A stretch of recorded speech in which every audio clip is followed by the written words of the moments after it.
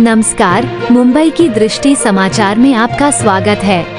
आइए देखते हैं आज के ताजा समाचार। अब समाचार विस्तार से।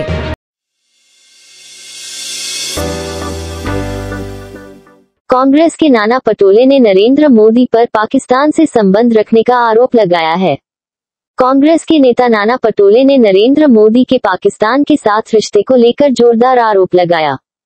नाना पटोले ने अपने भाषण के दौरान नरेंद्र मोदी के कांग्रेस को पाकिस्तान की बी टीम बताने वाले बयान पर मोदी पर पलटवार करते हुए कहा कि नरेंद्र मोदी को पाकिस्तान में खाई गई बिरयानी याद है। नाना पटोले ने नरेंद्र मोदी पर निशाना साधा है।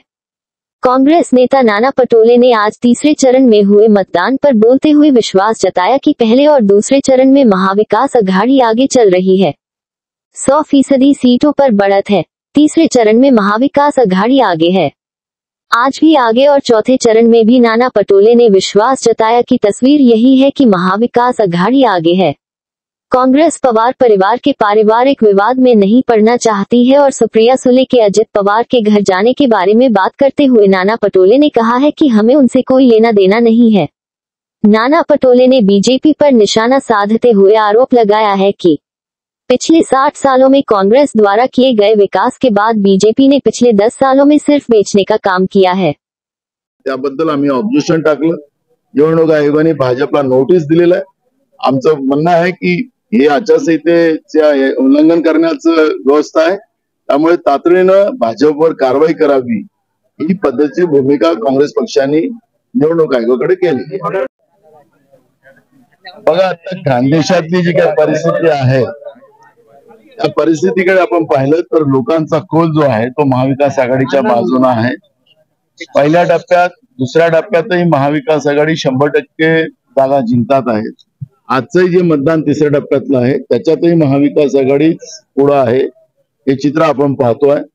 चौथ्या टप्प्यात ते चित्र आपल्याला पाहायला मिळणार। महाराष्ट्राने, छत्रपती शिवाजी महाराजांच्या महाराष्ट्राने, शाहू फुले आंबेडकरांच्या विचाराच्या महाराष्ट्राने जे आज देशाला भाजपमुळे धोका निर्माण झाला, नरेंद्र मोदीच्या सरकारमुळे धोका निर्माण झाला, त्यामुळे महाराष्ट्रातलं छत्रपती शिवाजी महाराजांचा महाराष्ट्र आता जागा जाऊन या देशाला धोका पोहोचवणाऱ्या भाजपला सत्तेतून बाहेर काढण्याचा निर्णय महाराष्ट्राच्या जनतेने केलेला आहे आणि ते चित्र आपल्याला सगळीकडे पाहायला मिळतं। आज नरेंद्र मोदींनी त्यांच्या भाषणामध्ये काँग्रेस ही पाकिस्तानची मीटिंग आहे असा आरोप केलेला आहे आणि मोदी असं म्हणते की 4 जूनला इंडिया आघाडी फिक्स झालेली आहे। मोदी बेभान झालेले आहेत, मोदी घाबरलेले आहेत। मोदींना झोली लेके आए ते झोली लेके जाने का समय आ गया है आणि म्हणून अशा बेभान वक्तव्य करून भारताच्या निवडणुकीमध्ये पाकिस्तानचा उल्लेख करणं याचाच अर्थ भाजपच्या पायाखालची वाळू सरकलेली आहे। म्हणून ज्या पाकिस्तानमध्ये नवाब शरीफ ज्यावेळेस देशाचे त्या प्रमुख होते त्यावेळेस बिना आमंत्रणाने देशाच्या प्रधानमंत्र्यांनी तिथं विमानावर उतरणं आणि त्या ठिकाणची बिर्याणीची आठवण अजूनही नरेंद्र मोदींना काही विसरलेली नाही। त्यामुळे पाकिस्तानची सातत्याने आठवण करणं हे त्यांचं दायित्वच आहे। पाकिस्तानशी त्यांचे संबंध आहेत, ज्यांचे संबंध असतात तेच लोक वारंवार पाकिस्तानचा उल्लेख करतात।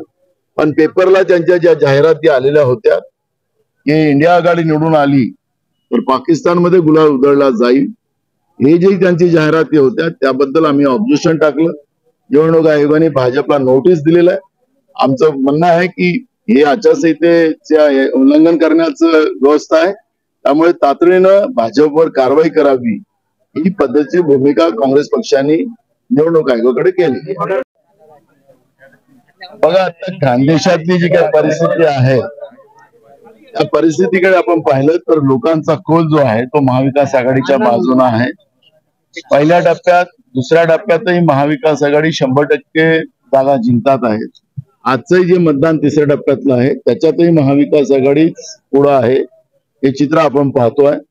चौथ्या टप्प्यात ते चित्र आपल्याला पाहायला मिळणार। महाराष्ट्राने, छत्रपती शिवाजी महाराजांच्या महाराष्ट्राने, शाहू फुले आंबेडकरांच्या विचाराच्या महाराष्ट्राने जे आज देशाला भाजपमुळे धोका निर्माण झाला, नरेंद्र मोदीच्या सरकारमुळे धोका निर्माण झाला, त्यामुळे महाराष्ट्रातलं छत्रपती शिवाजी महाराजांचा महाराष्ट्र आता जागा जाऊन या देशाला धोका पोहोचवणाऱ्या भाजपला सत्तेतून बाहेर काढण्याचा निर्णय महाराष्ट्राच्या जनतेने केलेला आहे आणि ते चित्र आपल्याला सगळीकडे पाहायला मिळतं. आम्ही अनेक वर्ष सांगतोय, ज्या देशात सुई बनत नव्हती त्या देशाला रॉकेट तयार केलं, ज्या शाळा आम्ही केल्यात, आम्ही दवाखाने निर्माण केलेत, रस्ते केलेत, पिण्याच्या पाण्याची सोय केली, शेतीच्या पाण्याची व्यवस्था केली, या सगळ्या काँग्रेसनीच केलंय.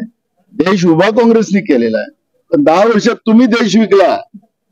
जे काही 60 वर्षामध्ये काँग्रेसने या देशासाठी केलं, देशाला स्वातंत्र्य मिळवून दिलं, देशाला उभं केलं, महासत्ताक बनवला, त्या देशाला 10 वर्षात तुम्ही विकला, देशाची प्रतिमा मलिन केली. हे मोदीजींना हे सांगायचं आहे. ते काँग्रेसवर आरोप नाही करत. त्यांनी 10 वर्षात केलेल्या पापाचं ते स्वतःच्या वक्तव्याने या पद्धतीचा उल्लेख करताना आपण पाहतोय.